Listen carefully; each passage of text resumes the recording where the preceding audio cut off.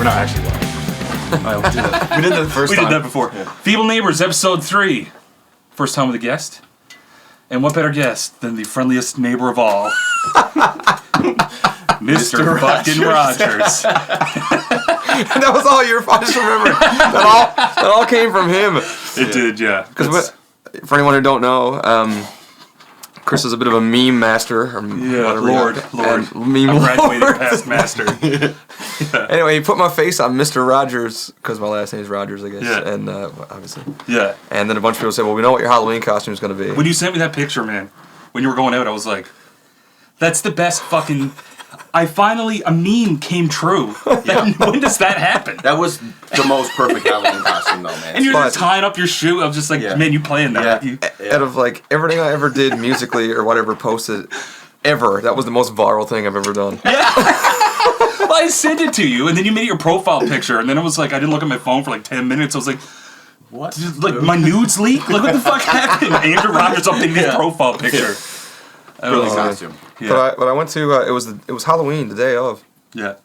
And I went into like Valley Village somewhere, and I was like, I'm never gonna find the right red sweater. I'm never gonna. Oh, there it is. I was like, this can't be right. Like, I was like, it was perfect. I was looking at it. I was like, that's like down to the fucking T, man. Perfect. I know. I actually had to go Google an actual picture of the man himself. His like zips all the way up, but it didn't seem to matter for some reason. Yeah. It looked like I had it zipped down a little bit, you know. Yeah. Well, I mean, someone's gonna see it on town and be like, hey. Doesn't zip all the fucking way down. Faker. He's a phony. He's a big phony. Get him. Yeah. But I went through a phase of memeing. It was literally like, it was before the baby was born. So I had a lot more fucking time on my hands. But it was straight up like, I would just be memeing like all day long. All fucking day long. I would take a day off work. No, I didn't actually do that. But just, that's all I did. I go to the bathroom like, you're gonna fucking meme, you're gonna meme. I don't know, and it was just, I did everybody, and then all of a sudden my phone would like blow up, and it's like, Andrew's like, you gotta do this guy. Here's an idea. Wink, wink. You can get him. You can do it. Yeah. Go do it. And by the time it was all said and done, I have like over 100 or something. Just local people. Yeah, and I was like, I remember saying this, I was like, this is why he's so freaking good at guitar, because like anything that he gets his head wrapped around is just like, meme. Complete obsession. Complete obsession. Black belt or fuck off. That's the two options, right? It's on or off. If you're gonna be a bear, you might as well be a grizzly. Yeah. That applies with you, I'd say, for pretty much anything. Well, that's why I don't do a lot of shit. Because if I can't be really good at it, I'm start shit. What's the point? So it's just like, I'm either 600 pounds or 10 pounds. Yeah. Like there's I'm either working out and eating healthy, or I'm just eating like shit, and that's it. There's no middle of the road. But with anything. Yeah. Anything. Yeah. Are you like that at all? Yeah, anything I like. Yeah. Which, I just can't stop. Like whether it's music or like sports or whatever, I'm just always thinking about it, Yeah. Yeah. But then all of a sudden one day I could be like, Yeah. And like I'm done with that. Yeah. I'm the same way. I'll obsess over like some podcasts or something like that, and I'll like watch every single thing, and I'll research every guest that they had on there, and I'll really get into it. And then one day I wake up and I just don't care anymore. But it almost sticks in your brain because it seems like 3 or 4 years later, then it's all since back. Yeah. And you're like more into it than ever. Yeah. There's like some things that are just like coming and going. You just probably get sick of certain things, I guess. But I guess it happens with everything, though. I mean, especially the most classic example is like a music song. Yeah. You're obsessed, like literally, if you hear a new Deftones song, it's literally the only song I listen to for 6 weeks. Do you write music for yourself like yes, that? man. Every time I learn a song, I'll never listen to it again. Yeah. So like I've had like I can't think of any songs off the top of my head, but like a couple times having to debate with myself, like, am I going to learn this song because I don't want to ruin it for myself? I want to listen to it. Yeah, I want to listen to this song. Yeah. And you ever like learn like I don't know how many covers you guys know, but like say like learning a cover, and then you might play it for a few years, and then you go back and be like, man, I don't play that even close. It just morphs. It morphs over time, yeah. man. And it's weird because you'll sit in with somebody else and they'll do their morphed version of it, and then it's just a big jumbly pile of shit. At the core of it, depending on the simplicity of the song structure, you can generally get through it. But everyone's got their own version of it, man. You wind up cutting stuff out, speeding it up like 50 BPM. Oh, it's always sped up. I mean, unless you're doing the other version of it. You know what I mean? Yeah, which you guys do.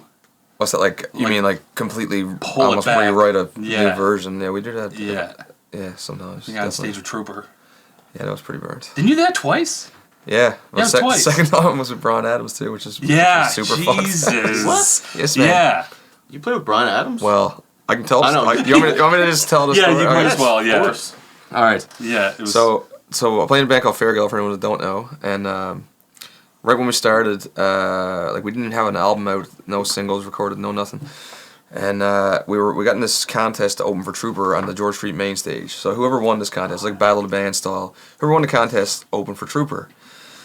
And we were like, well, how can we get votes? Like, what can we do? So we knew that there was a piano in the airport. I think it was probably a pretty recent thing. Oh. And we went to the airport. Yeah, you know what I'm talking about. Yeah. Anyway, we did a ballad version of Here for a Good Time. So obviously the song is super upbeat and on the go. And someone described it to me one time. It was like, when I hear Trooper's version of Here for a Good Time, I want to drink and party and have a good time. When I hear you guys play it, I want to just hug my children. That was insanely good, though. Oh, thanks, man. No, that was that was... Well, Stephen was just playing piano and singing, right? And the piano was so out of tune that like he was actually skipping keys, and like I go back and listen to it, and I'm like, as soon as the vocal starts, like I'm super off pitch, and like but there was something organic about that video that people liked. I can't wrap my head around. It's the reverberation of the airport and all that shit probably helped. There's something just chemically right about it. Something like you just got all the electricity in that room for that moment, man. Yeah. That was fucking good. So how did that tie into the contest? Oh yeah, so as soon as we posted that, or like the next day or the next morning, whatever it was, Trooper or their social media person or whatever contacted us and long story short said, whether you guys win or not, we want you guys to come perform that song with us. And we were just like, okay. So we ended up winning the contest because that took kind of took on a life of its own. It was on like the news and we were doing radio interviews and all kinds of stuff. It was like because it was just like kind of cool story or whatever. Yeah. Anyway, so we won the contest, played, we got up and played with Trooper, and it was like the most wild thing ever. Like it was crazy. So I was there like, and nobody knew. So in front of like 5,000 people, and like you're playing like one of the most iconic Canadian songs ever. Yeah. And ever. And here we are doing this ballad version. I remember thinking like, are people gonna be like, this is shit? and they never. Everyone was just like singing along. I was just like, man. And there's videos on YouTube of like cell phone videos you can go watch. Well, fast forward again, it was like 3 years into the future, and Trooper were coming back, and we just wrote them, said, we heard you guys are coming back. We're hoping to come out and catch the show. Hopefully we'll see you around. And they said, oh, yeah, absolutely. Actually, you guys can come hang around with us for the day if you want. And we were like, oh, fuck, that's going to be sick. No. I'm busy. So we're opening for Bryan Adams. Well, this is where it gets super wild. Yeah. All the flights into the city that day were delayed, so the show was close to an hour late starting. Now, meanwhile, Bryan Adams was doing a tour, and he happened to be in St. John's playing at Mall 1 across the road at the same time. So his show ended on time, and Ray, the singer for Trooper, was so behind. Like the crowd were waiting, didn't really know what was going on. Everything was kind of behind the scenes, was super chaotic. Anyway, he shows up, starts playing, and I remember it was me and Steven, and we had Justin Hickey subbing in because Brad was off with Shandy Gnuck, our drummer, and he was so Justin took the other harmony. But so yeah, we were in the Fat Cat at the time. We were still the Fat Cat hanging out. We had no idea if we were still going to get to play because like it was so behind the scenes again. It was so chaotic. The show was going on as you'd expect. Yeah. And then we heard Bryan Adams is coming to play, and we were like, what the fuck? And then so we walk out, we look on the side of the stage, and sure enough, there's Bryan Adams, and we were just like, man, what is going on? And so at this point, we had no idea if we were going to get up anymore, because we kind of lost contact with the guy who was the artist liaison, Pat James, if you know him. And we had no idea what was going to happen. And he was super tied up doing whatever, putting out fires probably. And anyway, so Bryan Adams and Trooper out rocking out the Jumpin' Jack Flash, like out of all songs. And then like so that ends, the most epic like what collaboration ever. I was just like, what the and then like the song ends and then Ray goes, are the guys from Fairgale here? And I was just like, we gotta follow this? Like, are you serious? So we went out and did our version of Here for a Good Time again, and then that ended and we were starting to log off and Ray was like, no, stay out. So we started singing, they clicked into their version of Here for a Good Time, and we were all just there like singing, and I looked over like this and I saw Bryan Adams on the other mic, and I was just like, what the fuck? So I kind of just like looked at him. Bryan Adams. Yeah, I know, right? Superstar. Like even we're talking about Bryan Adams here, yeah. I know, and even the guys in Trooper, like that you could tell, like, fuck, they were like, man, this is cool. Yeah. And I looked over and he kind of walked towards me and just shook my hand. I was like, man, this is a super wild experience. Yeah. Like, what is going on here? Like, and it's all because we did some weird version of the tie back in of a song, just flipped a version. And see, I thought that was because of the contest. I thought it was a contest thing that maybe you won a spot where you could open for them, but then they said they liked it so much you wanted to come back. Yeah. Because from the video, it looked like you played it, and then they immediately played their version, right? So we like finished our like ballad version, and it was like, you know, and then it was like yeah. It was It was pretty burning. How did it go over? How did your version go over? Oh, like there was a couple times you just go like this, and like I said, you can go watch the stuff. Sometimes I go back and watch it. I'm just like, man, Jesus. Like those moments are like 5,000 people singing the words. It's just I don't know. It's just a surreal experience, you know. Like, did you use their gear? Yeah, I think I used the first time around. I think I used like just my earbuds, and the sound company had the pack. Yeah. But the second time, I don't even know if those guys had monitors in front of the stage. I don't think they did. But it's a massive system, and I'm only doing one song, so like you could. No, you didn't bring like guitars and amps and shit. No. Steven just walked up and played the piano or the keyboard at the. Oh yes, because there was no other instrumentation. It's just piano. Yes. Just piano. Yeah. Yeah, because the thing is, it's like slower and ballady, but you still got the melody, that fucking super crucial melody. Yeah. And people catch that super quick. Right? I was going to say, so the second time when they called you up on stage, obviously there wasn't much time for sound check. Zero. No, like they didn't have the guys from Fairgale here. That's your sound check. Was it that night? I remember, I think I was talking to the guitar player real quick, or one of them, and they were just like, I don't even know if this is gonna work. Talking about his ears. They just walked out and just started playing. I was like, man, that sucks, because like, not being able to hear yourself well is like brutal. You got man. Harmony City too, right? Oh yeah. Like, yeah. That's all you're doing. Look, there's been many times where you play like a stadium, like a hockey arena. Oh, they're the worst. And it's just holy gentle Jesus. I mean, we did one when we did the Rock Flair thing, but it was luckily we had an awesome soundman who literally just had 1,000-watt monitors like on fucking 12 fire, just blowing your goddamn face off. But like, man, there's so many situations where you walk in and you have a shit mix, and you just have to go with it, deal with it, and the audience is there, they don't have a fucking clue, and you've just got to act like everything that's going on, everything sounds great, even if it sounds like a bag of dicks on stage, and it's like... Which it does almost all the time. You know, always. Well, you get used to that, right? That's when I hear people complaining about monitor mixes. I'm like, obviously it's shit. What are you talking When have you ever been comfortable on a stage? Nate, give me one time. Seriously. You can walk on stage and be I'm finally comfortable with all the music. I know it all so well. Quelled all my nerves. I'm more interested about the gig that had the good stage sound. Like, tell me about it. Like, what was that like? Yeah. Some epic thing. You must have fucked up a lot. Yeah. But one thing, like, obviously, we're not playing in stadiums that often, and we did, we started a cover band basically just for the Salmon Fest gig last year. You guys? Yeah. So it was like the first time we ever played, and like, I haven't really done a gig like that. So I just had like 2 wedges, which is plenty, like 99% of the time. But the minute you move, it's just like, it's gone. Oh. Yeah. But so next time I'll be wearing ears. There's no. Man. Look, I've done that before, and it's like I've literally had to use the drummer's snare hand for a monitor. To be like, that's where the 2 and the 4 is. That's my monitor. Apparently. A visual monitor. It's like, Jesus, that's a metronome. I hope he doesn't fuck up. That's terrifying, man. Yeah. Yeah. But, man, it's a weird thing when you walk on stage. It depends, like, sound people they can make or break you, man. That's why you gotta know shit so well that... Yeah. Like, because I say this all the time. Like, what do you do when you rehearse?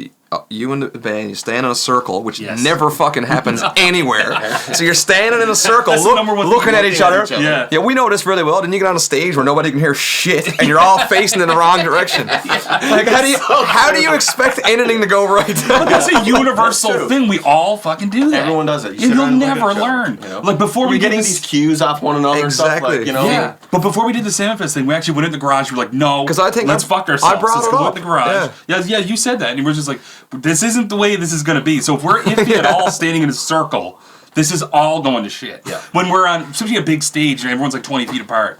You really got to know the songs really well, man. Like, if you're thinking about shit, like, I mean, if you're just at a gig where you're just having fun, like a lot of cover gigs, like, you're just up, everyone's loaded, like, in the crowd and maybe on the stage, too. But like, you know, it's a bit more fun. But once there's a bit of pressure on, like, this is a show, like, you got to know your shit. You know? So that was a different gig for you, too, because no guitar. I've never did that before in my life. Jesus. You look surprisingly not awkward. You look surprisingly I was really nervous before, and I remember, like, pacing a lot, and It was, I think your kid's crying. Yeah. What was I going to say? I was super nervous before, and it was just because, like, most of my life I've been playing with the same guys. Like, so it was just, and, like, we rehearsed a shit ton, and, like, you guys are they're all killer players. Like, there's no doubt about it, but there's still that, like, we have not played a show before, and this is Salmon Fest, and there's, like, 2,000 people. Yeah, exactly. Or whatever. Like, I kind of screwed Jimmy into that because his first gig was also at the Joe Byrne Arena. It was the night that Tragically Hip played their last show, and they brought up the screen, and all of a sudden we're there, and Jimmy's like, I've never not played in my bedroom before. Fuck. It's just like... But and he hasn't. And what about Jason? The other...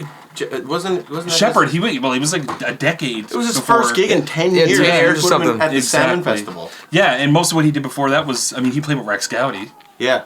So, I mean, that was his experience, but that was 20 years ago. I didn't even know that. Yeah. Wow. Well, the whole band came about. If I got this correct, you'll know more about this than me. But then like the town of Grand Falls was like, "Hey, Chris, put a band together." No, it was they knew that they wanted involvement from me because I was like from the town. Oh yeah, absolutely. You know, I've always come back and played whenever I had the opportunity. So it was like. It was the best opportunity for me to just be like, super group, what are you at? Yeah. So it was just like... Because I think I only talked to you in person like once before that. Yeah, maybe once. online a couple times. We talked about doing an Iron Maiden tribute. Yes. And that was your first foray into wanting to be a lead singer with no guitar. Let's just go straight to Bruce fucking Dickinson. And we did do Iron Maiden at Salmon Fest. We did. Which went like this to most people. Yeah, like, exactly. It was... But that's the difference between, like, Yeah. because even in the cover world, man, like, we treated that like it was a show. Like, if you're playing, like, More Than a Feeling by Boston, you're like, I wouldn't play that at a small bar gig. You know, you pull it out of your ass if, like, you already had them up going and maybe you wanted to, like, take a little bit of a liberty. But, like, when you do that kind of gig, it's like, you can do whatever the fuck you want. Mm-hmm. There's nothing better than being able to put together a set list like that. I know. Where you got a general direction, but you're still...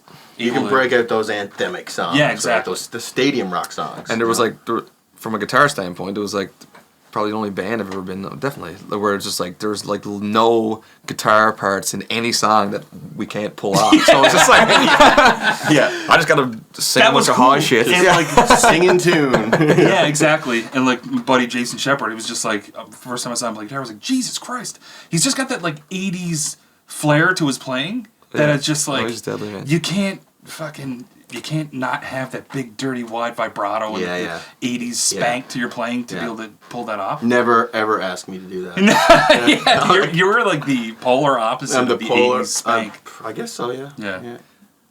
So, and you've heard his band, Oh, yeah, geez, yeah. A bunch of times. Did we play together?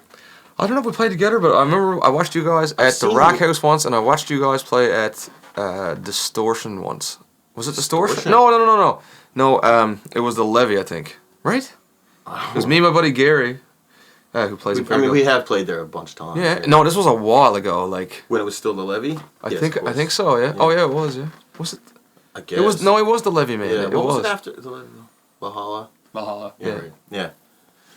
No. Yeah. I've seen you guys. Yeah. I don't think we played a show together. I don't know if we did. I don't think so. No. I don't remember. I don't think so. Yeah, that would work well though. Those two to bars together. Yep. Jesus. Coulda. Really, yeah, like Cabbages, like I freaking love that band, man. Are you guys getting back on the go at all, or what? I think we had this conversation at your diaper party. Yeah, we did. We had a lot of conversations at my diaper party, most of which we're not going to have here right now. Yeah, maybe that being one of them right now. Yeah. I mean, I like your guys' shit a lot. Yeah. What doesn't kill us makes us stronger? God damn. It's been in my head every single morning I get up to take a shower. We talked about this before. Yep. How something like stuck in your fucking head. To the point where I don't even like it and anymore. I obsess with it. But Just don't learn it. Holy Jesus. Yeah, don't learn it. Yeah. That's a catchy. Well, there's no way I'm ever going to be able to sing it. Thanks, man. Jesus Appreciate that, man. Christ, you're not catchy. In that video, are you just using a 58?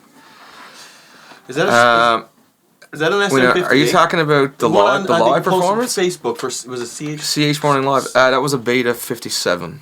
Was it a Beta 57? Yeah. It was Beta 57. Yeah. Because your mic control is nuts, man. Jesus, I was saying that. You're a built-in compressor with your fucking... I took all that and mixed the shit out of it. Don't get me wrong, but but no, thanks. You can tell when someone's mixed that out though. You know, yeah, exactly. It's like your mic control is just so natural, man. Yeah. Jesus. Thanks, man. Who wrote that? Me, when I came back from Dominican and I was stuck in the house for 2 weeks. Okay. Yeah. Yeah, because you had to quarantine. Yes, man. Me and Gary, I keep bringing up Gary, he's bass player in Fairgale, went to Dominican March 3rd, right? And we were just like, COVID. Oh, what the hell's COVID? Yeah, right. What the fuck is that? Making Corona jokes about beer and shit. Exactly. Like, and then, like, came back and it was like, yeah, so the world's gonna die. Yeah. It was like, oh, shit. Over. Yeah. Then I had to isolate. Yeah. So, like, that week was just like, it literally went from 0 to 100. Yeah. And when I got back, I was just like, "What is going on, man?" Like, Yeah. So I was locked in the Back house. from where? We went to the Dominican Republic. So when was that? What month was that? March 3rd to the 11th. Jesus, that was It was the week where shit just went. Dude, my birthday was March 14th. I told you before, and that was the first case I was in St. John's. Yeah. We just got home, and I say a couple weeks, so we probably might not have got here. I don't know. Oh my god, how brutal is that to go from Dominican to your fucking room for 2 weeks? You know, actually, man, this sounds ridiculous, but like that isolation was like I loved it. I actually loved it, and like I actually lived by myself, which people might find weird. I do too. Yeah. Yeah, I think it's the best thing ever. Love it. I love it. All right, it's enough of that. Carry on. I love it. Looking for a roommate? No. But I forget where I was going. No, like the COVID thing. Forced isolation. Yeah. Yeah. Oh yeah, so I had to isolate when I got back, and I was sick down there, man. Like, so we. Like flu sick? I don't know, because me and Gary went off to resort a lot, and like we ended up becoming friends with a bunch of local guys and shit who owned a barber shop that also like sold booze. I don't think they were supposed to, but anyway, it was a barber shop. Yeah. Barber shop. Exactly. So we were hanging out there, and we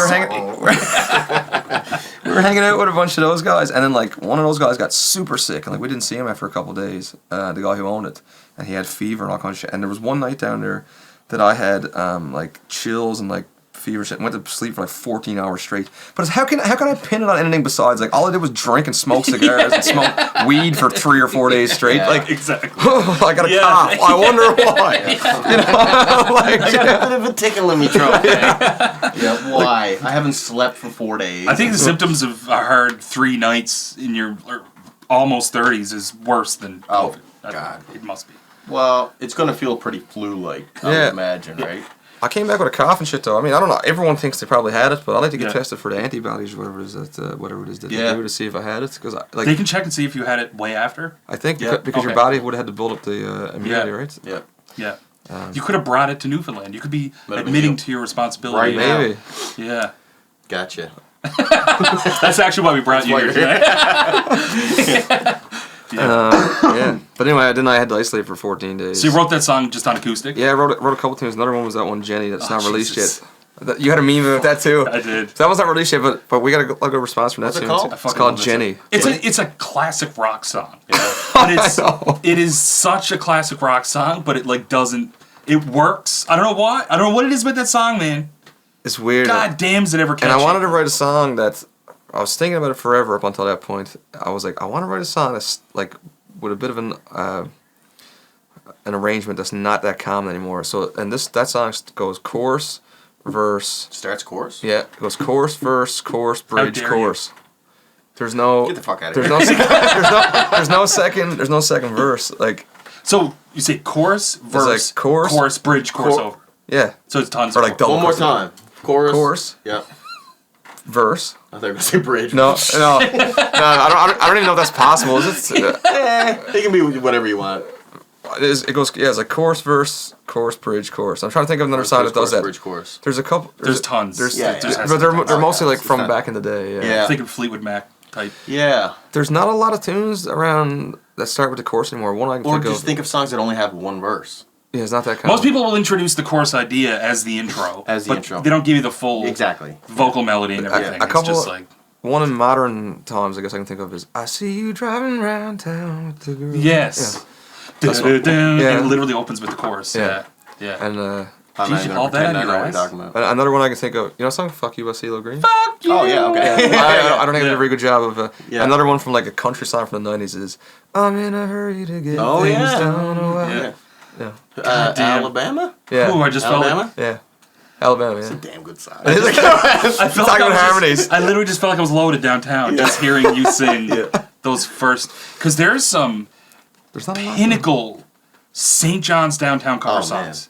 If you were to, I don't hear that one though. No. Maybe I'm remembering it from Grand Falls, but Sex on Fire is a St. John's cover band staple. I play that all the time. Yeah. What else? Nick Earl played a cover of that, didn't you? Yeah, we did. You guys did an acoustic one. Yeah, it was deadly. It was deadly. Yeah. Thanks, Yeah. man. Thanks. Yeah, he's a lot of fun to play with. It's so weird seeing you guys play together because it's like you're both fucking ridiculous individually. Then you put it together, it's like something's wrong. It's like this shouldn't happen. That's not fair. Like you're breaking the rules. Like no, you gotta get somebody who sucks. You should be tripping over each other. Yeah, you need to get somebody in the back who sucks just to round it out. He's so good, man. Like his guitar playing is so mature for his age too. He's 21. He's That's what turned blows 21, man. It's crazy. Is he that young? Yes, man. Jesus. Man, he was playing when he was 15, 16 Well, he years old. was all over Canada as like in his mid-teens. Yeah, exactly. Yeah. Like he's got like a touring life already punched, and now he's like on to like whatever else he got on the go. COVID, Spotify life. I know, man. Just think about our RSPs now, right? He's Retiring, but he's 22. Jesus, he's like Macaulay Culkin. Yeah, nice guy too. Don't know. Nice. I've been around him a few times. Nice fellow. But man, like we were talking about a little bit before, there's like what 6 or 7 of you guys that are like the personification of the St. John's music scene right now. You mean like the downtown cover thing? Yeah, I mean, are there a lot of people? Because it doesn't seem like there's many other bands doing it like there once. There's not even a lot of bands, man. Like, but it's mostly like little like trios and duos and that kind of thing. Duos, like, and I've had to adapt over the years, and I should, I guess, make this clear that like obviously Fairgale is like the main thing, like we write our own music, but like I guess on the side you can say like we also play in cover bands and do and with various people. Like you're a musician. Yeah, so like exactly. you know you can't make money from selling music, and you know there's not a whole lot of revenue streams. So playing cover songs, exactly. you know, is a way to supplement that. But where was I going? I've had to adapt. Like I bought a guitar specifically for playing duos with like Brad, where it's just like guitar and drums. Half acoustic. It was a Godin. I don't know if you. Yeah.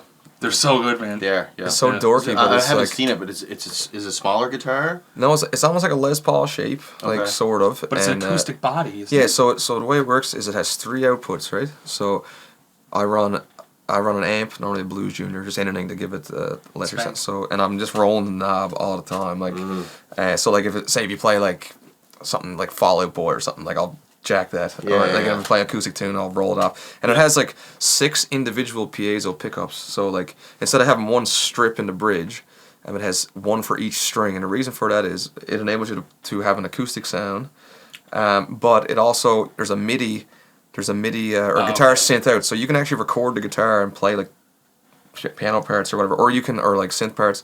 And you can also buy this thing. I haven't bought it. I think it's a few $100, but just say if you wanted to, it's a bit weird. I don't know where you use it, but just say if we started a band and we wanted to play Jump, but didn't have Van Halen. Didn't have a keyboard player. Like I could learn play that part on one of your strings or any part. Figure out how to play it and like get the right sound. You have like a MIDI so your guitar is your MIDI controller. Exactly. And an acoustic and an electric. It's an interesting rig, and I bought it because you can jack the low end and it doesn't feed back. So with no bass. You don't play bass. You don't have a bass player when you do that, right? Usually, it's you and Brad. Well, because I mean, a lot of bars are not willing to pay out, or maybe they can't pay out for a trio. Bass players are dicks, so I mean, it's perfect. That's true. Bass players, really. Exactly. Yeah. No offense, Gary Weakers. Gary Weakers. That was one of the memes. It was the opposite thing was Gary Powers. So it became like jacked, and then it was Gary Weakers. He was a little scrawny. Yeah. I got a kick out of it anyway. But those were so did I. So good, man. What was yours? Josh Noble. Josh Coward. Josh Coward was Follow Fiender memes if you want. Fiender memes. Fiend memes, damn it. Get it straight. I didn't fuck your band name up.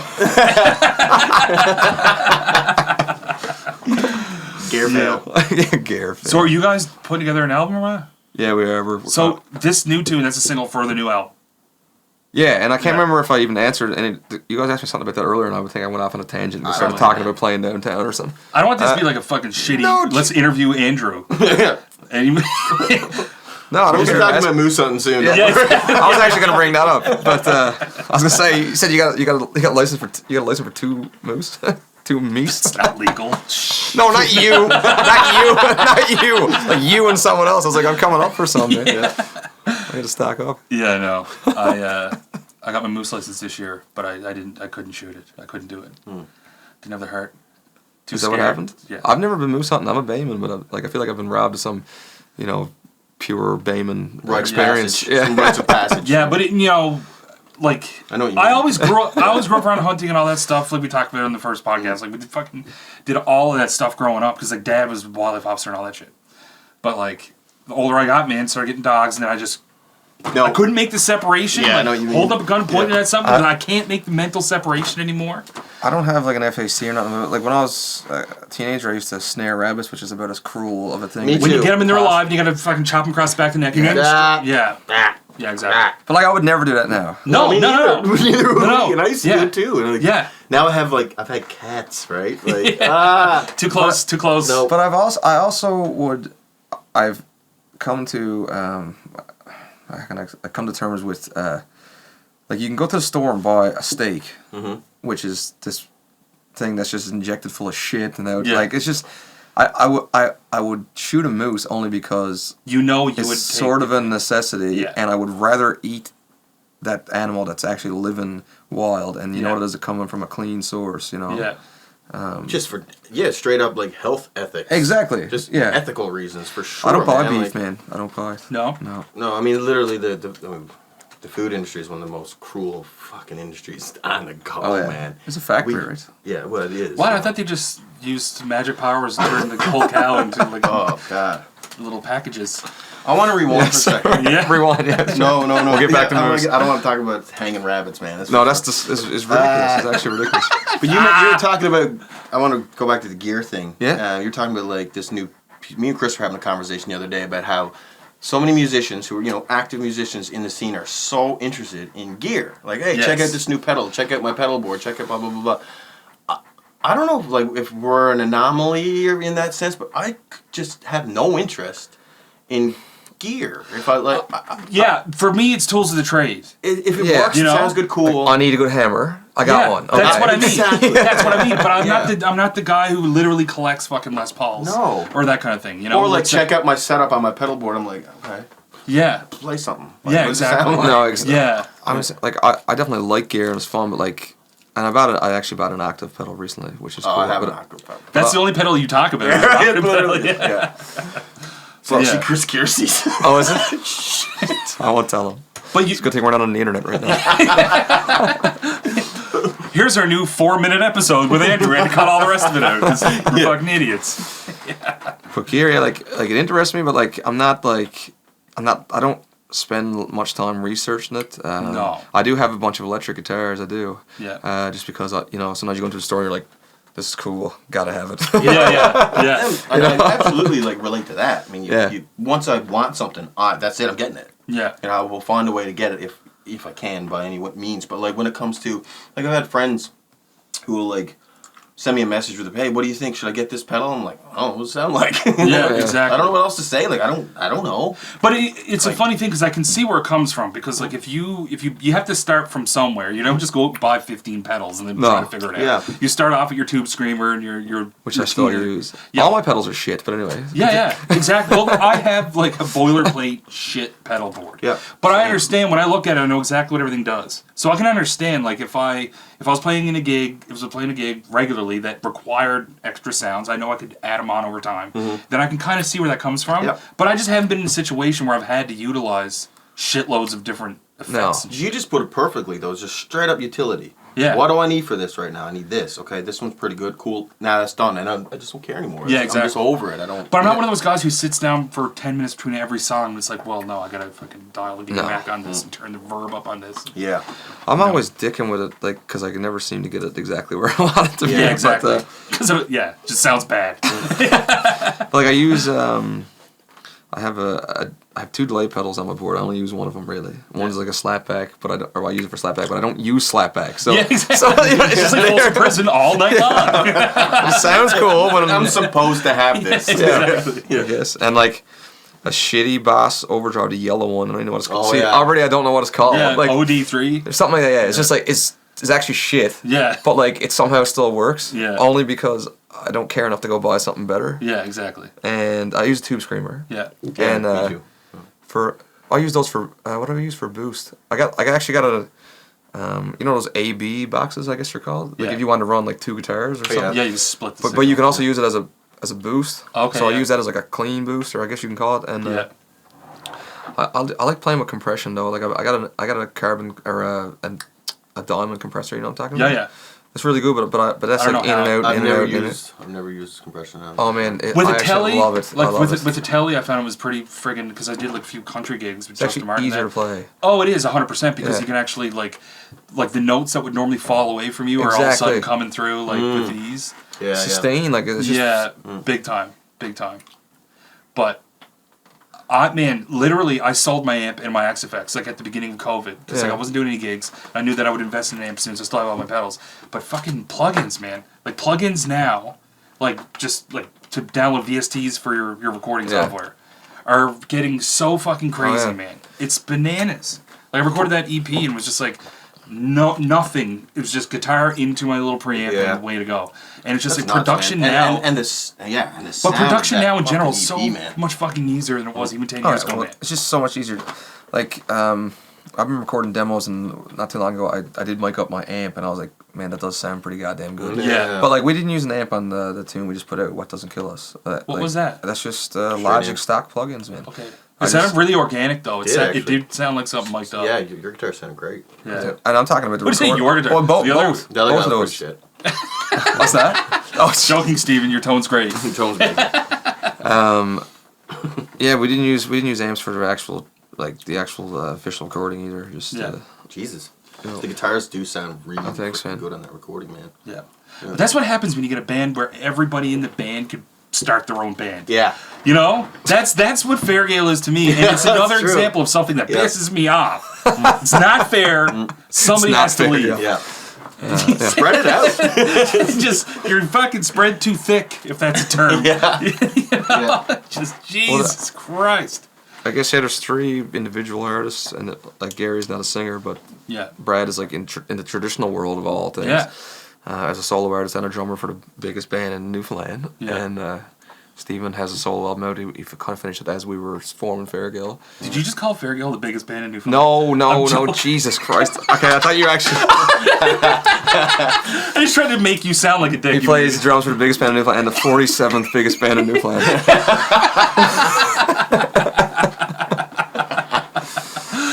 Yeah. At what, 48? Out of 48, that's right. Yeah. But it's just weird, man, because we were talking before, it's like, it just seems like you're not seeing anything now.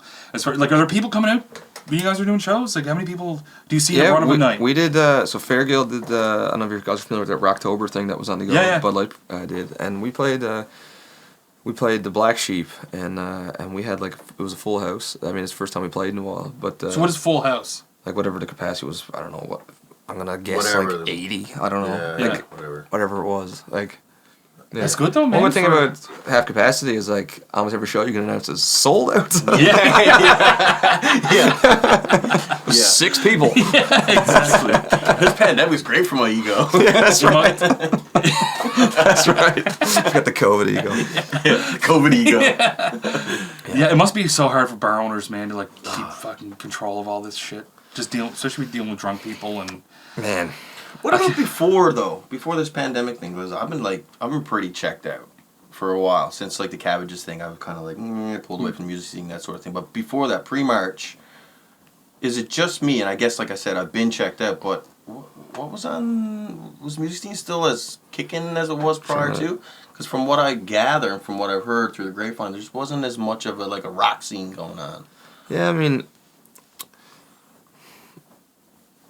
Like in original music? Yeah.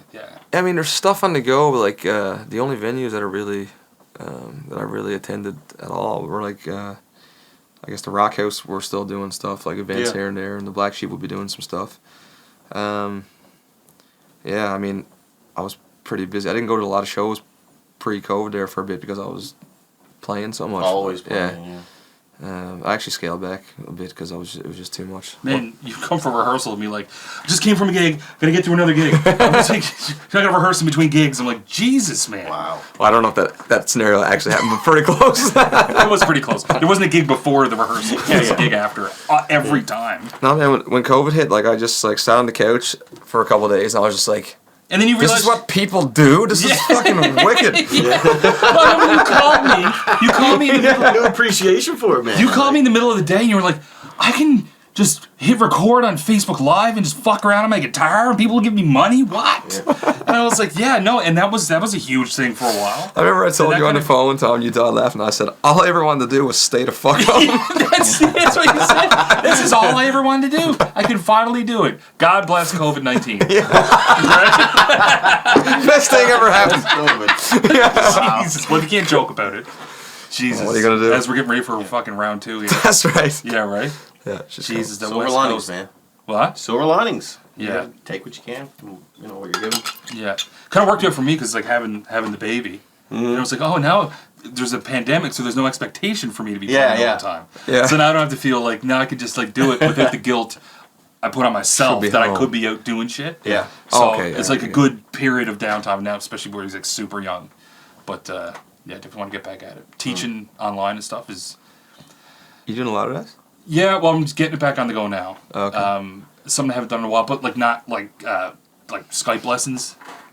What are you laughing at? I'm still laughing at when you said God bless COVID-19. Yeah. Or was that you? Okay. No, you're going to splice that out now and just post it on your Facebook. That's going to be your next teaser. God bless COVID-19. Check it out with Andrew Rodgers. God bless COVID-19. Say it a few different ways now, like a voiceover actor. Jesus T-shirts. Christ. Yeah. So what's next for you guys? How can we kibosh this vaccine? Yeah, how can we stop it? What? So we put a stop to this vaccine. Oh, Jesus, the vaccine. I was like, I still got to get through Luke Cage, man. I don't think we got to worry about putting a stop to it because there's so many fucking dumbasses out there who are like, no, I'm not doing taking that. Doing that. I'm like, man, I am like the opposite of an anti-vaxxer. I'm like, give it to me. I don't care who you tested it on. I'm definitely not an anti-vaxxer.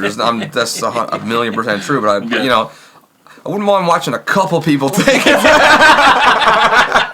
He didn't turn into the Incredible. He's not turning into the Incredible Hulk. He's still got only 2 nuts. His eyes didn't fall out. Yeah, exactly. Yeah. There's a whole there's a whole thing to that because it's such a new thing and it's been such a short period of time in existence. Yeah. The virus that we don't know what the fuck are the long-term circumstances how of what the vaccine is, of course, or what the virus can do. I don't know. There have been some new studies lately about people who have recovered from coronavirus. There are actually things that are happening to them after degenerative brain things. That sort of thing. People who can't concentrate, can't focus on some certain tasks that they used to be able to do before. So there might be things coming out of this that we are yet to. I'm sure there will be things that we're yet to deal with. And the vaccine thing, man, definitely pretty quick. It was pretty quick. Well, that's what I was wondering. How, I know you gotta go through a whole process. Knowing if someone creates a vaccine or any type of medicine or whatever, it takes years normally, right? Yeah. To see what the actual. To be able to legally, Did you say the Canadian Health Organization has literally never approved a vaccine that wasn't 100%? Health Canada has never approved ever a vaccine that's not been effective ever. So if Health Canada says go, let's go. Yeah, I'm good with that, right? Fair enough. But still wouldn't mind watching a couple people. We gotta stand in line for it, right? See what happens. Did he make it? Excuse me, sir. Can you stand there for 5 minutes? I just need to study you. Yes. I know what you mean. I'm on both sides of that. I understand. Yeah, I don't know. I would take the vaccine in a fucking heartbeat. I mean, you're trusting there's the a vaccine. experts, Cool, let's go. Right? Yeah. Let's do it. But yeah, that seems pretty damn quick. What did we get vaccinated for? In school? You remember grade 1 and 2 where you'd go and was that hepatitis? HIV? Measles or something? I don't know. No, did you? I can't remember. Spanish flu? How fucking old am I? I don't know, but I'm gonna look it up now. What? Yeah, no, why not? No. Looking up what? That. No, I remember being grade 1 and 2. Yeah, no, there was being marched down to the library where the little health place was. What was that common shot that everyone got? It was wasn't it? Was it? I'm looking it up. I went ballistic. It's HIV 1, 2, 3. You'll be free. It's not HIV. Why are they just giving everybody that? That's weird. It was like a flu shot. I don't think that's hepatitis. It's hepatitis. Hepatitis B 1, 2, 3. You'll be free. They used to give you a pencil after they gave you the.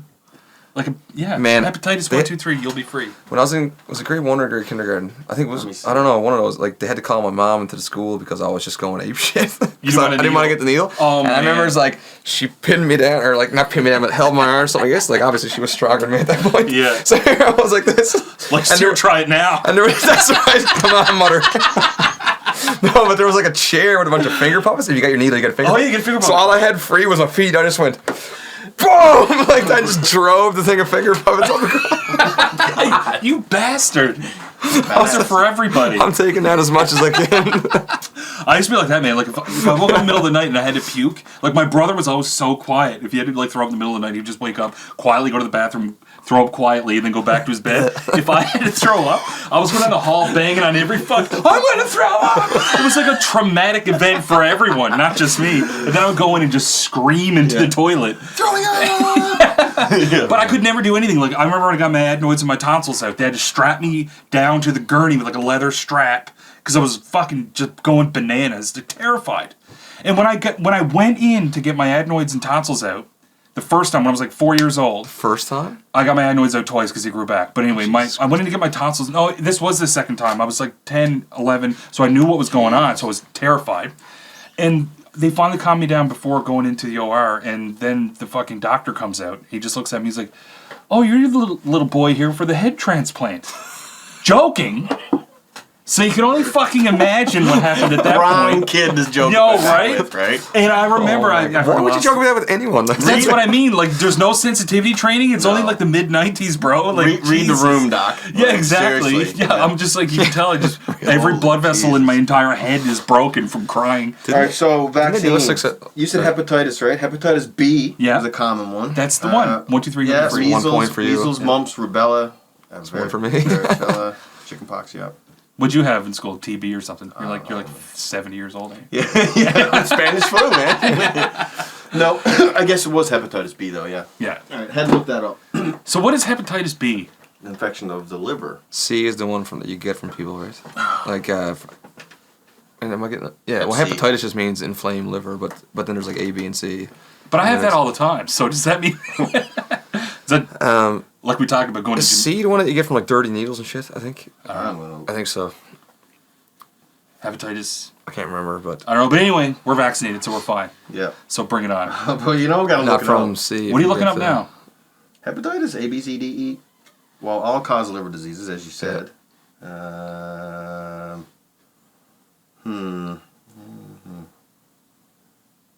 It's sit around and watch Josh on his phone hour. Man, shit. You guys want to know? You need a Jamie. We need a Jamie. We need a young Jamie. We need a young Jamie. You think he's busy? Yeah, Probably. That's what we'll bring you in next time. That's to do right. That. That's gonna be my job. You'll sing our jingle and then you'll put that up, Andrew. Yeah. All right. Get a projector. Various hepatitis is. Yeah. But anyway, I didn't know it was a liver thing. I thought it was an STD. It can be, right? It can be. Yeah. Oh, okay. Certain types of, I was getting ready for both of you guys to laugh at me, call me a fucking idiot. Okay. Well, you're actually a genius. That made me feel worse. Thank you. Yeah. Sarcasm. Yeah, exactly. Yeah. I was just gonna say, I was scrolling through Facebook while you guys were gone, or while we were all gone, I guess. Yeah. And I saw you riding that yellow trike that you. Oh my God, man. And I was just Were you thinking, on the front or back? I was on the back. The little like Yamaha? ginger. Is that what it's called? Yeah. Yeah, well, that one's a Yamaha. Yeah. That's the one that you could like stand on the back and wheelie down the highway for days. They didn't have any suspension because like we had a big red, like an '86 big red with reverse and like electric start, and that was like life changing. But man, we were like 8 years old, burning around on those, up on 2 wheels half the time, man. Where are you from? Lewisport. Oh, okay. Yes, under that. Where are you from? Hans Harbor. Nobody knows where that is. Hans Harbor. It's I normally start with by Job's Cove. Sort of, yeah. It's called. I went to high school people from there. I normally go. I think you just made that up. Okay. No, that's actually a spot. But I normally go. I'll be like, you know where Winterton is? I was talking to someone one time. I was like, do you know where Winterton is? No. You know where Heart's Content is? No. Do you know where Carbonair is? And they said no. And I was like, you know the Northern Hemisphere. Let's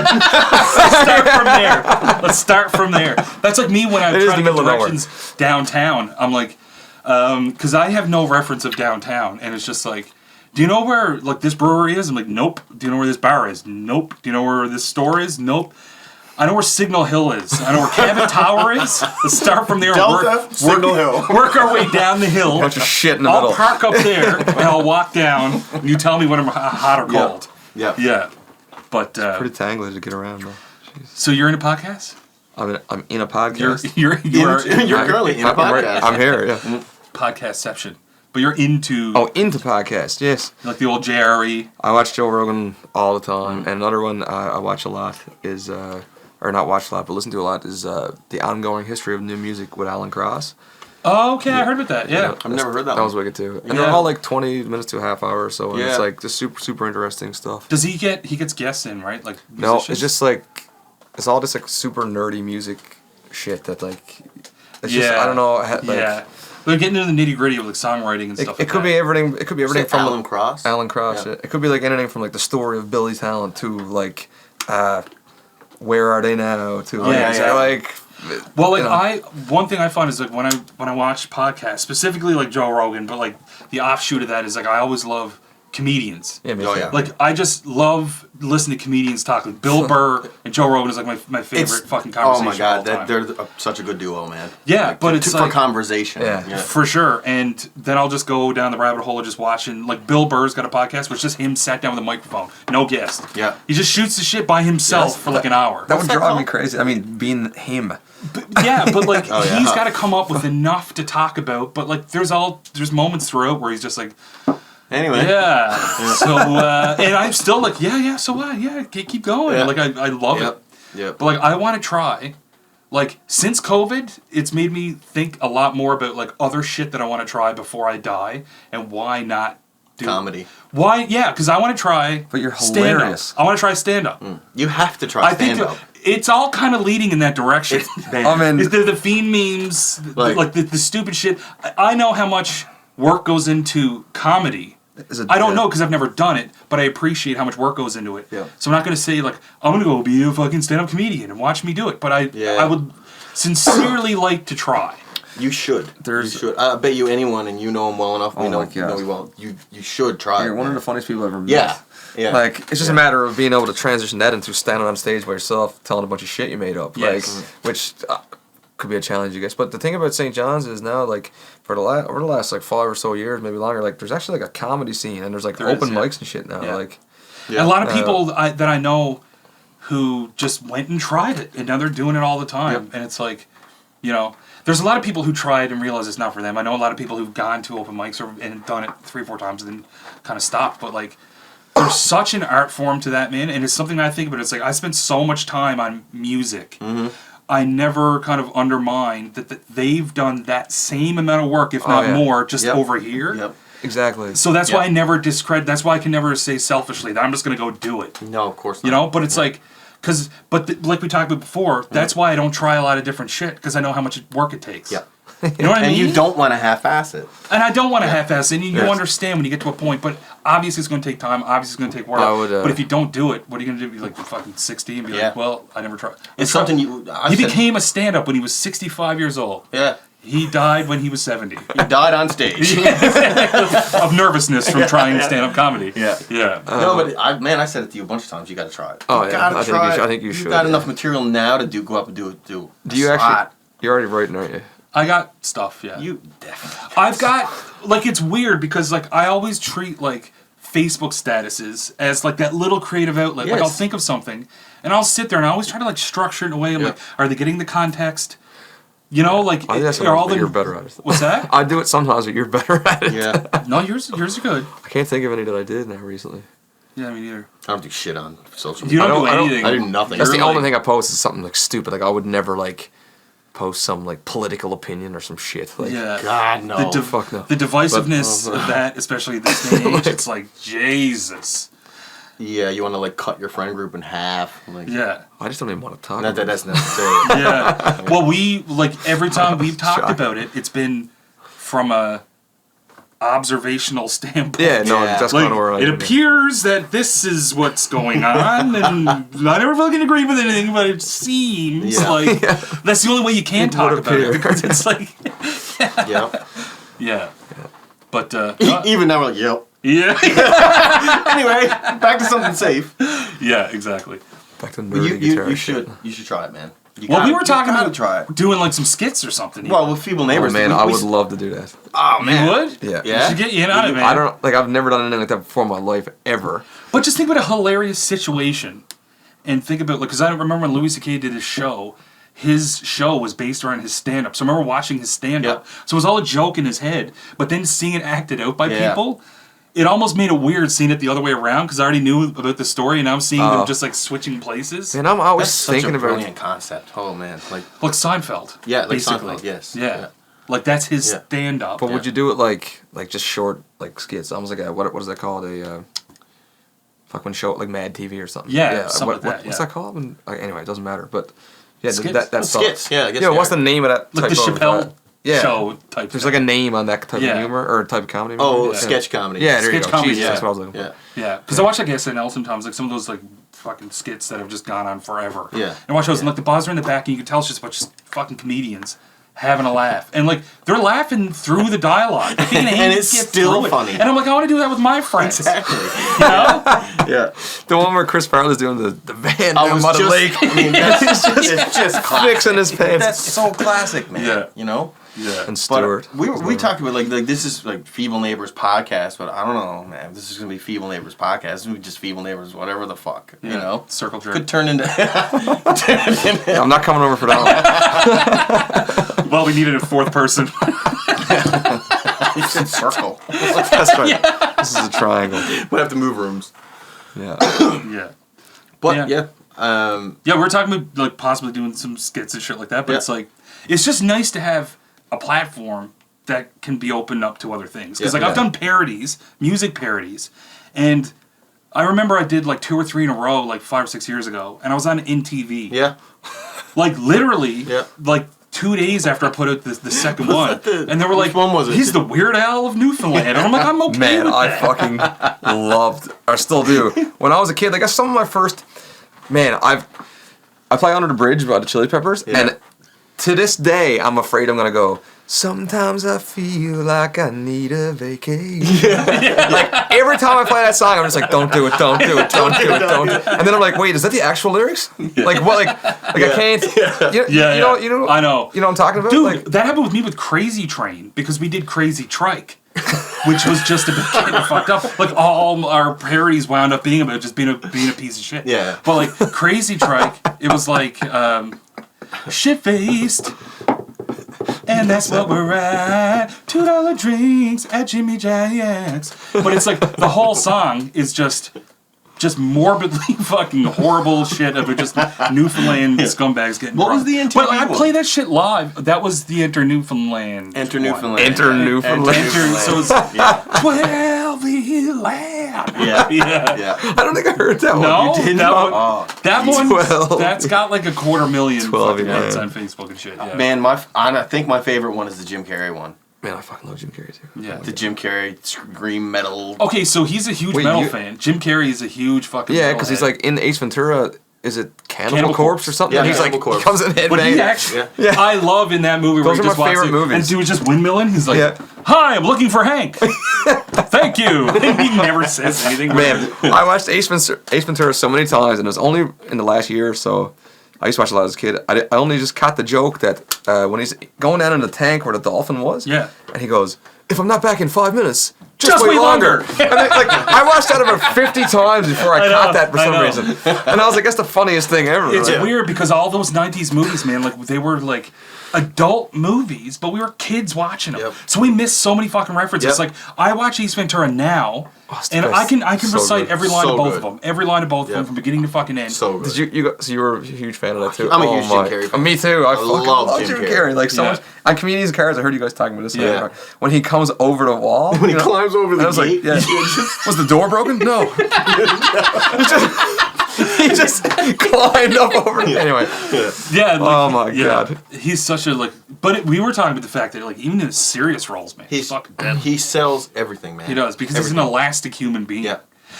And we also talked about the fact that it's like, could you imagine fucking even Liar Liar or Mask or any of those movies with anybody else? Yeah. No. Because there's a lot of wicked Grinch actors who too, could man. replace other people. The Grinch. Like, holy shit, I don't know if they'll ever be able to do that again with any other actor. Because it's like... They definitely shouldn't. No. Well, no. Well, they will. They're gonna. Yeah. It's gonna, I won't say fail, but it's not gonna do, Yeah. But just, he's just, I don't know. Man. Oh, man. He's next level human. I mean, you hear in interviews and stuff now, like these days, he's very spiritual too, right? Super. Yeah. Man. That documentary on Netflix where he... Andy, whatever is that you're talking about? Yeah, what's it called? Andy Man on the Moon. Oh, that's what the documentary. Yeah, I watched that too. No.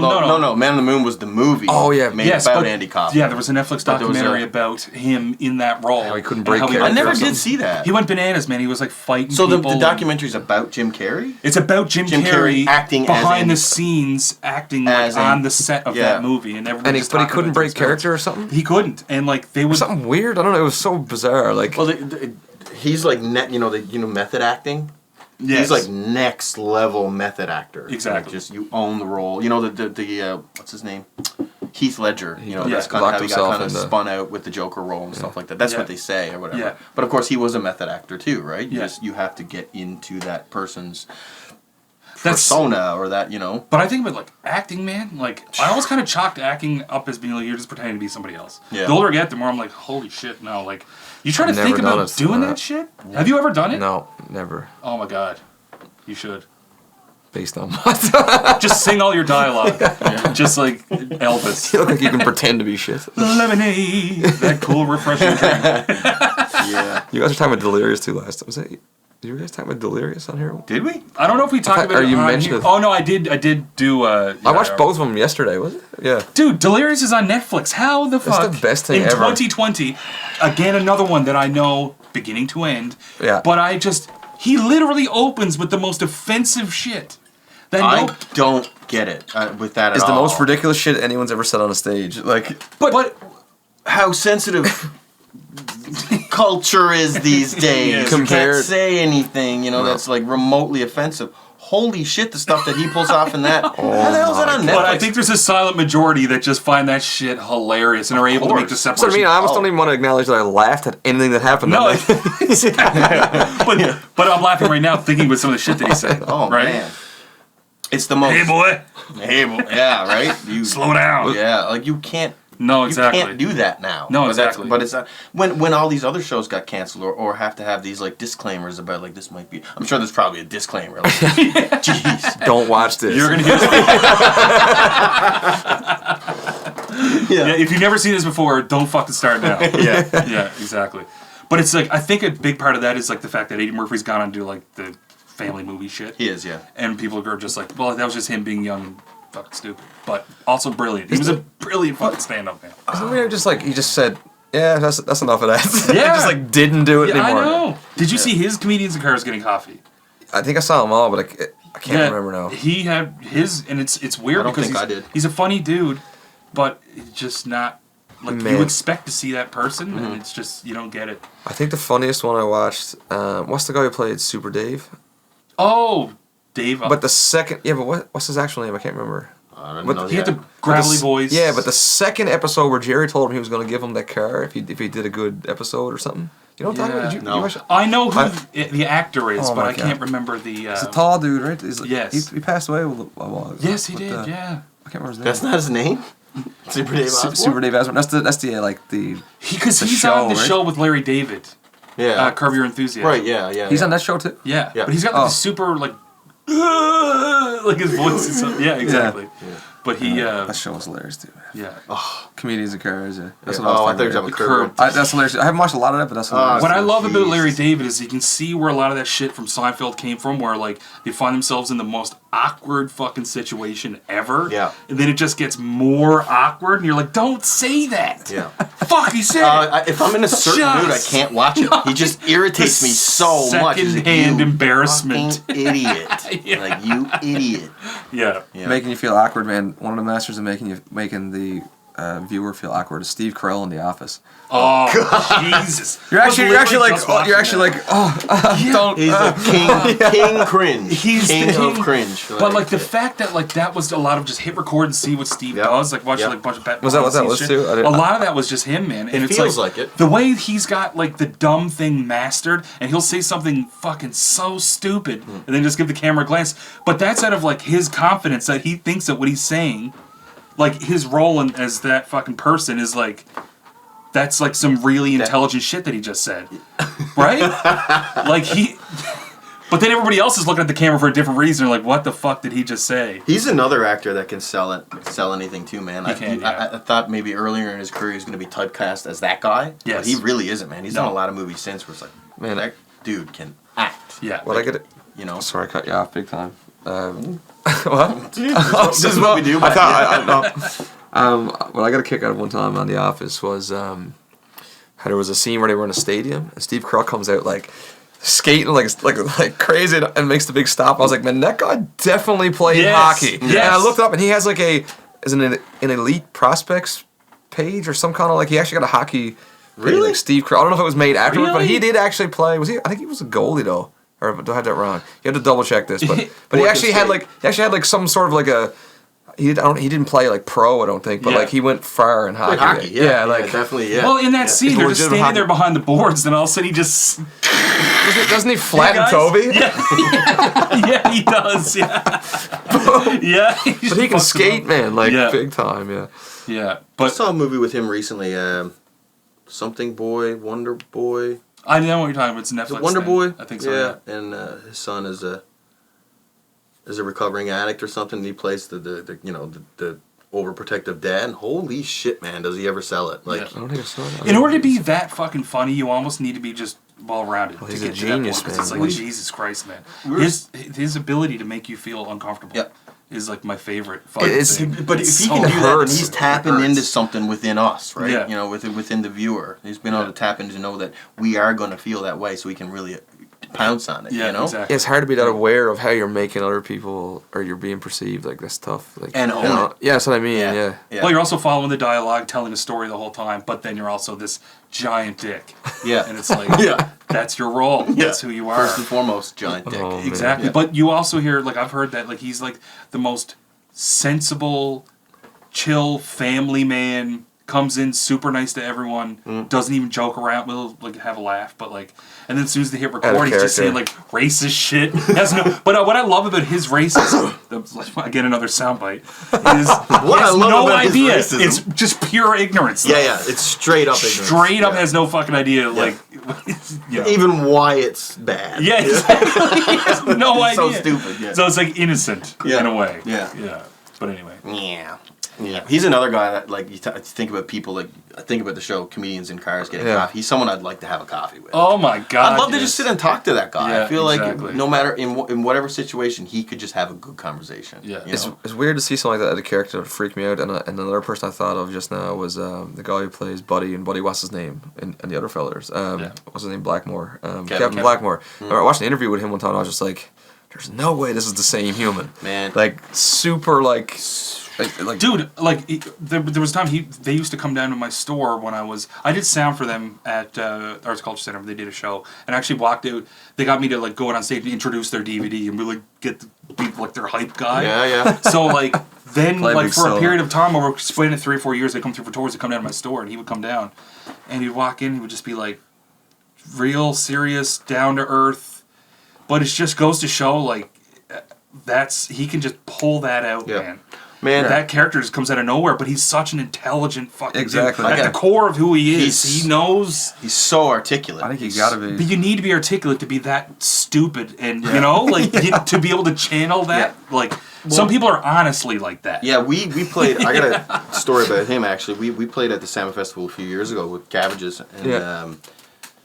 Buddy, what's his name? They were playing there that day. We played, and then I think it was the Once, and then Buddy, what's his name? Yeah. And so Kevin and the guys were just backstage, and we were just chilling with them and their partners and stuff. Nicest guys in the world. So talking with the boys about fly fishing and stuff on the Gander River, whatever. And Kevin was just chilling and like talking about whatever, something to do with politics, whatever in the day. He's like, all right, boys, I'm gonna go get changed. And he came and he dressed into Buddy.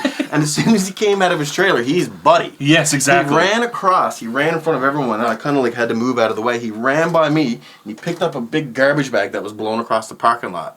And he looked at me and he looked at the bag and he's like, I can use this. And he went on stage and the first song he just went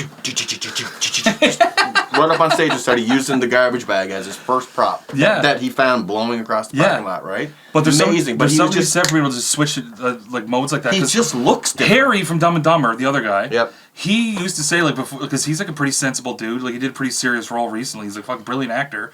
He did that like the politics thing where he just anyway, but he said like when he was playing that role, he would like literally like try to like make himself dumb himself up before they hit record. He'd slap himself in the face so he'd like lose use of his mouth and shit. And he'd go all loose. The muscles in his face. he would just like But that's the physical comedy is I love that so much, and like we were talking about Jim Carrey and he's just riddled full of physical humor. But like Buddy, Kevin Blackmore. Like, I remember thinking, I thought of this so many times. I was like, sitting in the Arts and Culture Center, I watched them, it must have been a few years ago now, and he actually just moved his eyebrows once, and like the crowd just went bananas. Laughed. And I was like, how can someone do that with their face? It doesn't make any sense. And have such control of everyone, just that one eyebrow thing. Yeah, you just like, obviously can't do it. Incredible. But you don't realize how much experience they have doing that. Yep. Seated audience. Yep. You know, they're not drunk people falling over each other in a bar. This, They're like this, waiting for you to do something or say something funny. Center,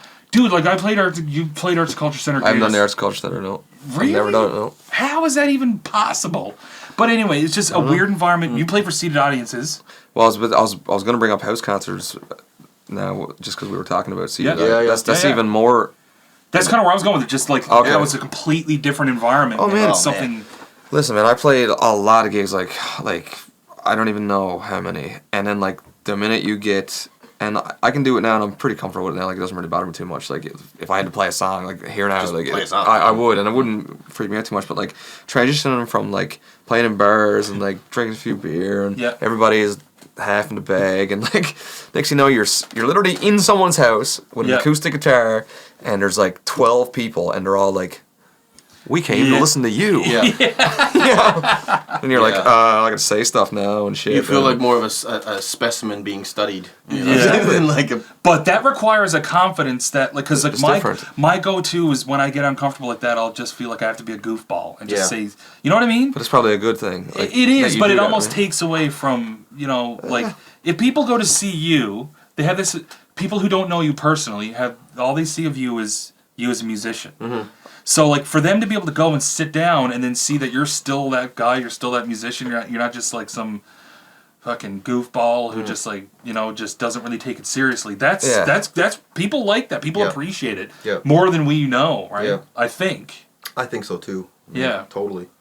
But, like, you probably heard this on, like, the first podcast that we talked about, like, when we go to a party and somebody hands you a guitar. I heard you guys talking about that. I run away. We slither into the corner. But you are the example of the person that I was thinking about the whole time, who I know would take the guitar and fucking do it all. It depends. Like, I'd probably feel it out. Like, you can tell when it's just like, you're going to get me to play a song, and 27 seconds in, you're going to be right there shouting to someone else. So no, snap. I'm not going screaming out songs. It is situational. Yeah, it's situational. Definitely, It is, yeah. And, like, for example, like, me and a bunch of people made a trip to Port Rexton, like, recently, and...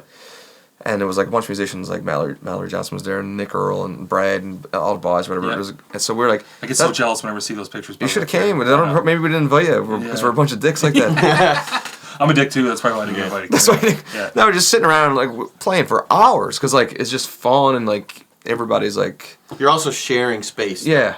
It's not the same as like getting up in front of your people. One guy in the corner, like, hey, he plays guitar, dance, monkey. You know that's what it feels like too. Yeah, I made a house party with 200 people, then somebody picks up an acoustic, everybody stops, turns the music off, and and singing at a house party. Singing at a house party is about as brutal on your voice as you could possibly. Oh my god! Especially a few drinks, like Jesus, you become your own PA system. Well, and then like.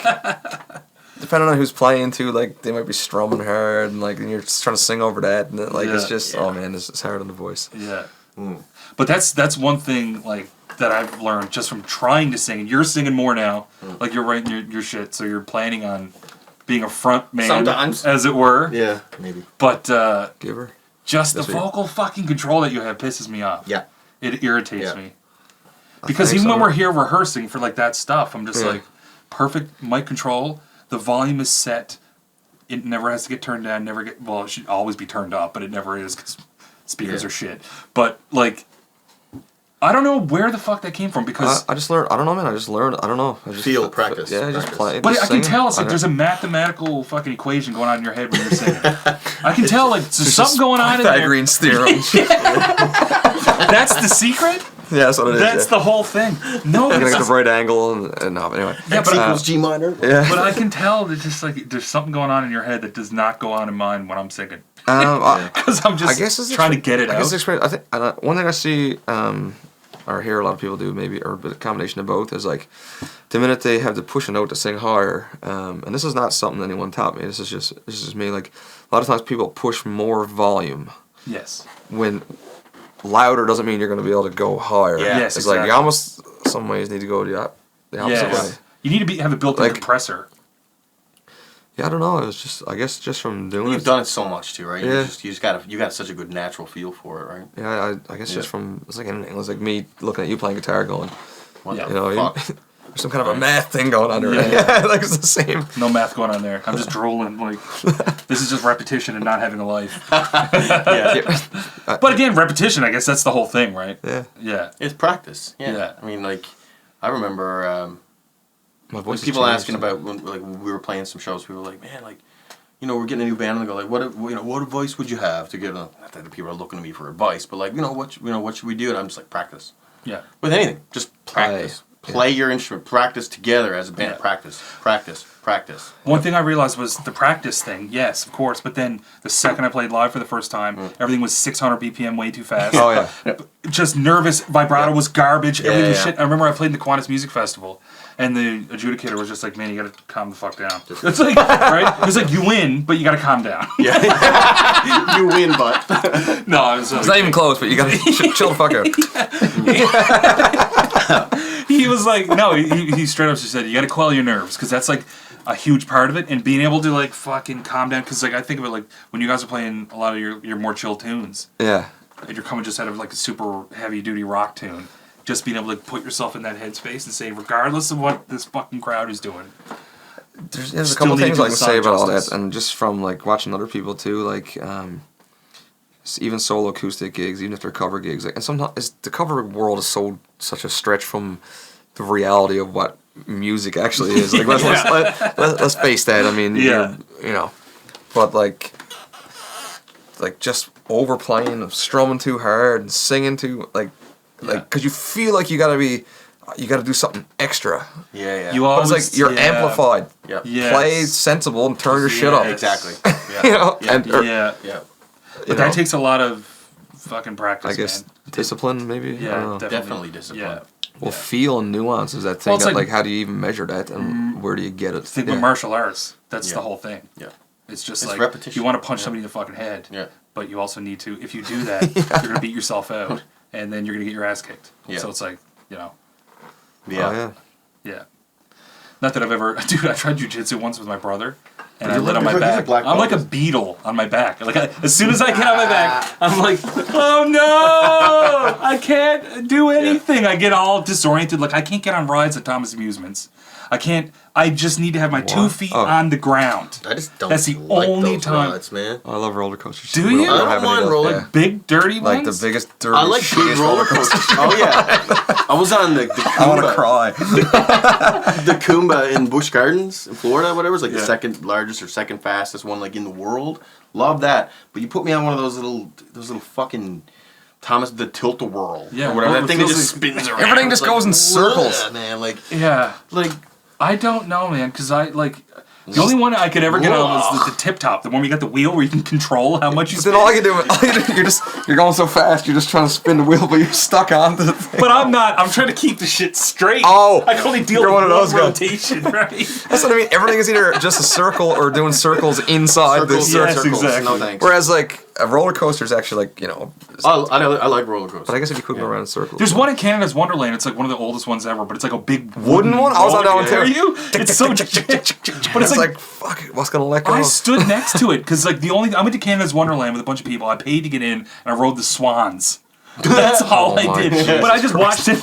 But I watched him on that wooden fucking roller coaster, and I'm just standing next to it. All I could hear was like creaks and cracks and screws falling out. The maintenance must be like so much. Get your hammer and nails. I gotta go to Canada's Wonderland and maintain the rides. Fills up, hammering her back together again. Man, it definitely sounds worse than it is. Could you imagine what the freaking liability is on that shit? Oh, Jesus. But it's like, it's a pretty wild structure. Like, there's not too many wooden roller coasters around, man. Exactly. And the one in, I don't know if you guys been on the one in the West Edmonton Mall. No, really, like, what is this, the 1800s?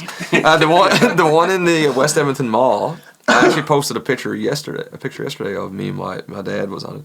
Yeah. And, like, it's the largest. Everyone got this fucked up stat that nobody cares too much about. It's like the largest indoor triple loop roller coaster in the world or something. It's like, okay, whatever. But it is a sick roller coaster. But where was I going with this? Oh, I found it like a couple of days after we were on it that someone died in the 80s. Like, or a bunch of people flew off in the 80s and someone died and shit. Did they use that terminology? They flew off it. Jesus. They flew off it. The vehement's coming out, yeah. 4 victims flew off the fucking roller coaster today in a freak fly off the roller coaster accident. God. Jesus. I can't imagine. Because I always just assume that's what's going to happen. Probably not, no. But I get this like stomach thing. Like, it's like when you're driving, or you're in the passenger seat or in the back seat, not paying attention. Somebody goes down a hill, like on the highway. Dip thing. That's how I feel times a million. Like, I have like a turbo version of whatever that is. Yeah. So I can't do shit.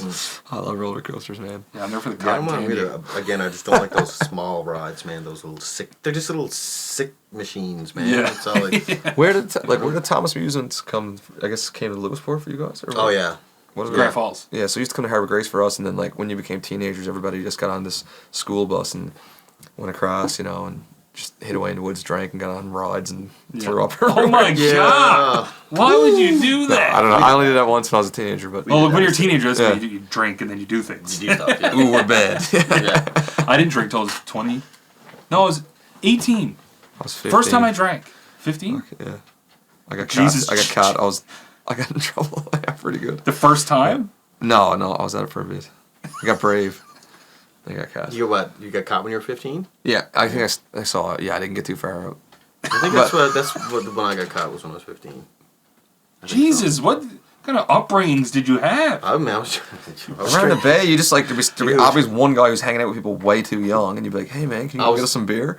Yeah. For some reason, the answer was yes. Like, yes, I'll buy beer for children. Like, who the fuck? I will. If somebody asks me now, I'm like, "Oh, buy." Yeah. That's something I've never done. No, me Actually, neither. No, me of course, neither. I wouldn't say it now. I know. But like, really though, I've never think about being I've never been like, approached. no, I'm not gonna. I guess it means I'm hanging around with the right people to not be approached by youngsters to buy them. But I think about that. I mean, I was drinking at a young age, man. Like my first drunk was the summer between grade 6 and 7. Jesus Christ! A lot of people, a lot of kids, man. Like, and it's getting younger, I think. And they get pressured into it, shit. Like, and there was people drinking before that, where I was like in my class. They were drinking before that. I wasn't even in junior high. I was like in the woods drinking beer. I was way too petrified of Mutter. Like most loving family, but just terrified of Mutter. Like if I got caught, I would literally be dead. Jaggy dare went after you. Oh man, but it worked. It fucking worked. It's just like maybe we should all scare the shit out of our kids more. That's a good raise. That's something I'm going to keep in mind. Yes. That first time getting caught. Oh, it's so bad. Yeah. That's the worst thing you can get caught doing. Like, you can get caught shoplifting. I don't think they'd care as much. I didn't do that either. But you're drunk when you get caught too, so it's like like so you don't even get the full impact till the next day. Oh no, just like I can't even remember by like. Literally, you just can't remember. You're drunk when you get caught. Like, if I had a 15-year-old and they were drinking, I'd be like, no. Yeah. You can't be doing That's not where this when goes. you're 15, you feel like you're 30, I guess. I don't know. Yeah, exactly. So you feel like it's not a big deal. Like, the whole thing, but like your brain is not fully developed and shit. Like, so many implications. 25. 25, yeah. Jesus. Yikes. So like, and like the drinking age is 19, obviously. So like, yeah. You got 6 good years of like getting on her legally before your brain is supposedly fully developed. And that is a big supposedly too. Yeah. Yeah. Well, it's funny. It was like you're legally old enough to drink, and it's like not even special. You're like, okay. So I just sweet. So I don't have to go around and get my buddy to get it for me. Yeah, exactly. Like, you know, but I remember going into bars when I was 18 and like just getting ID'd and getting kicked out and shit like that. But I had fake IDs. And stuff. I didn't. I never did any of that shit. Never did any of that. I had an older friend who actually looked kind of like me. Yeah. So when he had glasses, so I just put glasses on him. Was he also handsome as fuck? He's pretty handsome. No. Not really. Anyway, yeah. I had figured it out. First time I ever went to a bar though, I was 18, so I wasn't like that. Yeah. Yeah. What were you gonna say? No, I was gonna say I put glasses on, right? Like that's and I remember going into a bar afterwards with these glasses on. I was like, fuck man, can't see shit. I couldn't see shit. Like bubbles bumping into people, and I swear to God, I remember one time. The bouncer thought I was too drunk to go into the bar. Because your glasses. Because I was like bumping into shit, right? And I was kind of drunk, I suppose, but like I was bumping into people like amplified times like a million. Yeah. I'm drunk and can't see. Yeah. Well, it's like, dude, when I played Salmon Fest in like 2000, when the fuck ever, when was that with Bubbles? Boys, I want to hear that story too. He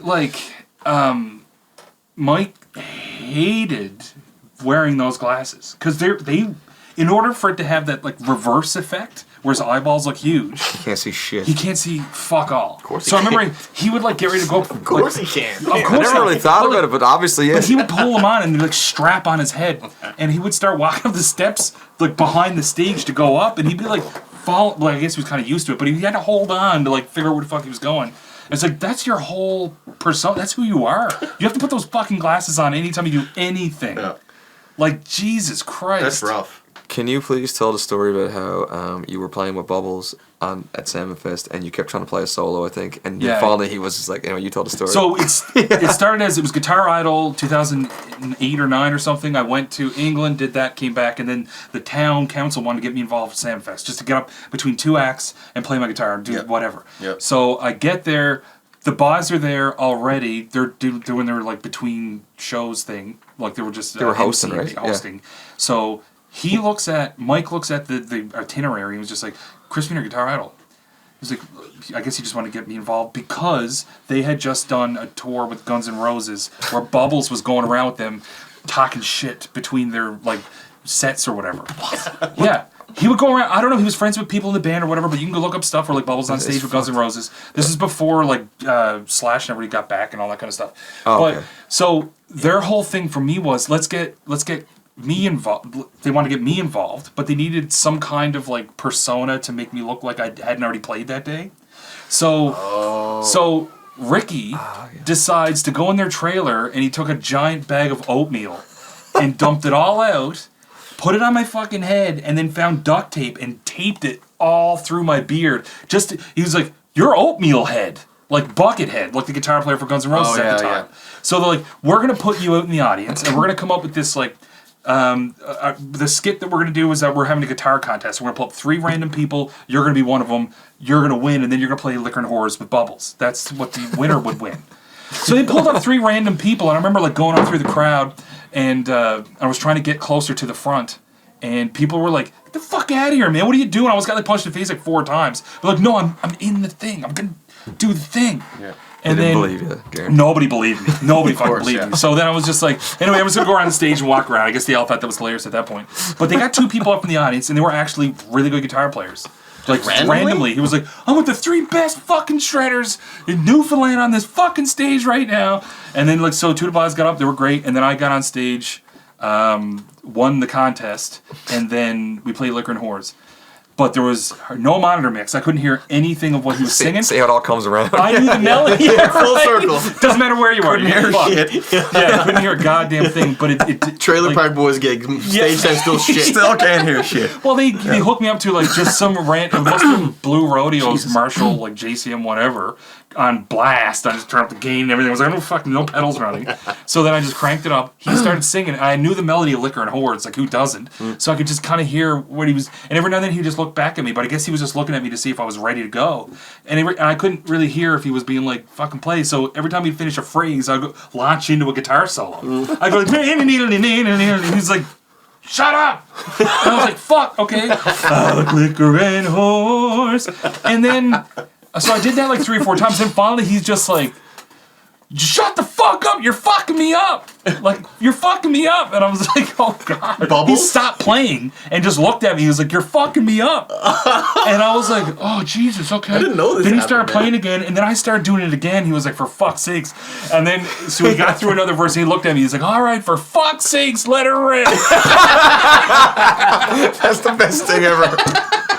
And I was just like, is that on video somewhere? Oh yeah, it's all online. Yeah, it's on YouTube. Oh Yeah. my God. Yeah, and then I was fucking You got just... told off by Bubbles. Yeah, 100%. But, Hey, was but it everybody serious? thought that it was a thing because it was like he kept turning and be like, "Shut up!" and I'd be like, "Fuck." All right, for So it was fuck's almost like, sakes. it looked like a skit. It looked like a skit. It looked like something that was Oh my planned. So God. it was like That's amazing. That's amazing. Yeah. that was one of the highlights of my life. I would say. I remember calling Mom. I was like, "Mom, I'm gonna play Liquor and Whores with Bubbles." It was like my first cell phone, so it was like probably looked like this. It looked too, like right? that. Yeah, exactly. And she was like, "Oh my God, Chris is playing Liquor and Whores with Bubbles. Everybody get in the car, we're going down." I was like, what a song, right? Jesus Wow. Christ. I like how you were on stage at the biggest music festival in Newfoundland, and you were talking about it like, couldn't hear shit. Couldn't hear shit. Couldn't hear Yeah. a goddamn I remember, thing. I remember Jim screaming at Cuddy me. just walked up and shook my hand. I was like, "Great job, bud." And I was like, "What are you talking about?" I guess they could hear my guitar Thank playing. you, Jim They- Cuddy. They couldn't hear fuck all else, Man. obviously. I was just thinking then when you said the JCM, I guess 800 or whatever it is, the amp, and I was just thinking that we had a gig on the George Street main stage one time, and that's what was there. I plugged my shit in and went over, and I just went click, and all of a sudden it goes, like fucking the most like epic wall of feedback. It's just like and I just reached over and turned it off or whatever. And I was like, what the fuck? And Must have been Helix up before that's what, that. yeah, that's what the Was it? That's what the buddy said. He was like, Was yeah, it the actually? last guys used that were Helix. I was just like, how loud do these guys have their shit? I couldn't even fucking stand up by I it. love that I knew You just exactly knew. who You used that knew. amp.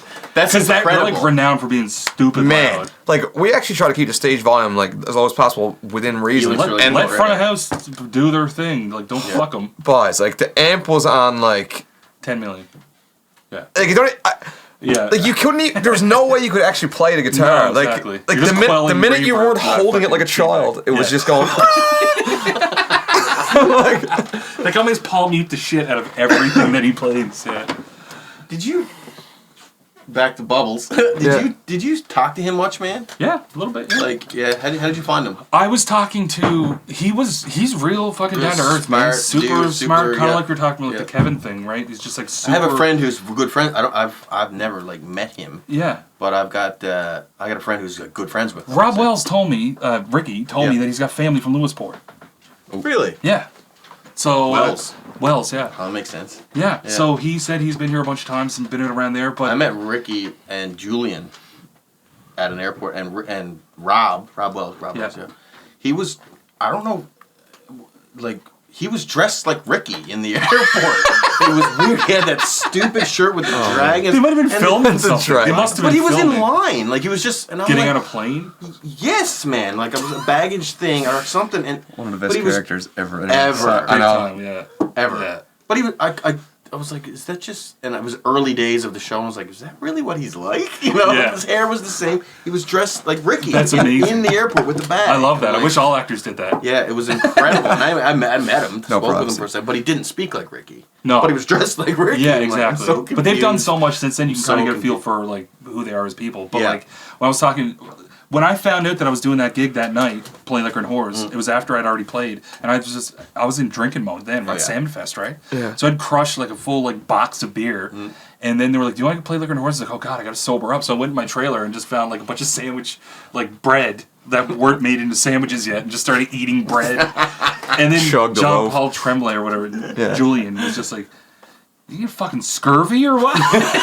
So get my picture with him. I just had like a mashed up ball of bread in my hand. He was just like, I was also going to bring up the fact that I find it odd that Scurvy.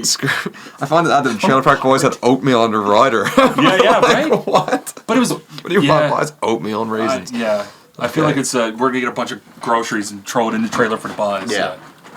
Oatmeal. Oatmeal. I mean, they were Rock and huge, roll, but- baby. But since the Netflix, like, it's crazy, man. Because when we used to tour in Europe, everywhere I'd go, if I told them I was from Canada, especially East Coast, they'd be like, fucking Trailer Park Boys. Yeah. Like, I mean, like Switzerland, it'd be like Trailer Park Boys. It was like, even back then, it was like cult following, but it was worldwide. Now it's even huger. Oh, yeah. Well, since Netflix picked it up, it's just crazy. Like, and they can get away with so much more on Netflix, man. Yeah. Like, yeah, they really can. I wonder what's going to happen now with Leahy I know. passed away. It's like the main antagonist. Speaking of physical comedy. Oh, he's so good. Antagonist is the bad one, right? Yeah, protagonist is the. Okay, I was gonna say. Is there even a protagonist? You guys looking at me like, what the fuck did he just say? Is there a protagonist in Trailer Park Boys? Like, they're both the idiots. Yeah. He's actually doing something good. It's like Breaking Bad. It's like that kind of scenario. Anti-hero. Yeah.